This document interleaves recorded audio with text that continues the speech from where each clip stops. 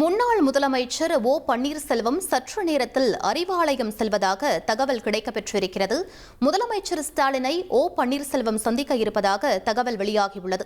மேலும் விவரங்களை எமது செய்தியாளர் ரமேஷ் வழங்கிட கேட்கலாம். ரமேஷ், முழு விவரங்கள் என பதிவு பண்ணுங்க. முன்னாள் முதலமைச்சர் ஓ பன்னீர்செல்வம் முதலமைச்சர் மு க ஸ்டாலினை காலை 9 மணி அளவுல அண்ணா அறிவாலயத்துல சந்திக்க இருப்பதாக தகவல் கிடைக்கப்பட்டிருக்கிறது.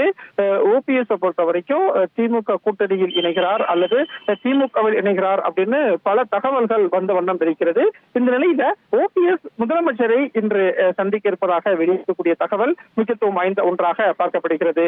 சமீபத்துல சட்டப்பேரவை கூட்டத்தொடர் நடந்தது. அந்த சட்டப்பேரவை கூட்டத்தொடர் நடைபெறும் போதே சட்டப்பேரவை வளாகத்துல முதலமைச்சர் மு க ஸ்டாலினை முன்னாள் முதலமைச்சர் ஓபிஎஸ் சந்தித்து பேசியிருந்தார்.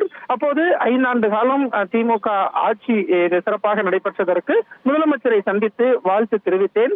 திமுகவுக்கு மக்கள் ஆதரவு இருக்கிறது, மறுபடியும் திமுக ஆட்சி வரக்கூடிய வாய்ப்பு இருக்கு அப்படின்லாம் முன்னாள் முதலமைச்சர் ஓபிஎஸ் செய்தியாளர்களுக்கு பேட்டி அளித்திருந்தார். அதே மாதிரி அவருடைய ஆதரவு எம்எல்ஏ உசிலம்பட்டி ஐயப்பனும் சட்டப்பேரவையில பேசும்போது எம்ஜிஆர் ஜெயலலிதா ஆட்சியோடு மறுபடியும் திமுக ஆட்சி வரும் எல்லாம் சொல்லியிருந்தார். இப்படி ஓபிஎஸும் அவருடைய ஆதரவு எம்எல்ஏவும் திமுகவுக்கு ஆதரவாக கருத்து தெரிவித்த நிலையில ஓபிஎஸ் விரைவில் திமுகவுக்கு ஆதரவு தெரிவிப்பார் அப்படிங்கிற ஒரு தகவல் தெரிவிக்கப்பட்டிருந்தது. 2-3 நாட்கள்ல ஓபிஎஸ் திமுகவில் இணைவார் அல்லது ஆதரவு தெரிவிப்பார் அப்படின்னு ஒரு கருத்து தொடர்ந்து வந்திருந்த நிலையில தான் இன்றைக்கு முன்னாள் முதலமைச்சர் ஓ பன்னீர்செல்வம் அண்ணா அறிவாலயம் வர இருக்கிறார். காலையில 9 மணி அளவில் முதலமைச்சரை அவர் சந்திப்பார் அப்படின்னு சொல்லப்பட்டிருக்கு. முதலமைச்சர் இன்றைக்கு கோயம்புத்தூர்ல நடக்கக்கூடிய பல்வேறு நிகழ்ச்சியில பங்கேற்க இருக்கிறார். அதனால 9:30 மணிக்கு முதலமைச்சர் விமானம் மூலம் புறப்பட்டு செல்லணும். அதற்கு முன்னாடி முதலமைச்சர் அண்ணா அறிவாலயம் வருவார் அப்படின்னும், அப்போது முன்னாள் முதலமைச்சர் ஓபிஎஸ் முதல்வரை நேர்ல சந்திப்பார் அப்படின்னு தகவல் சொல்லப்பட்டிருக்கு.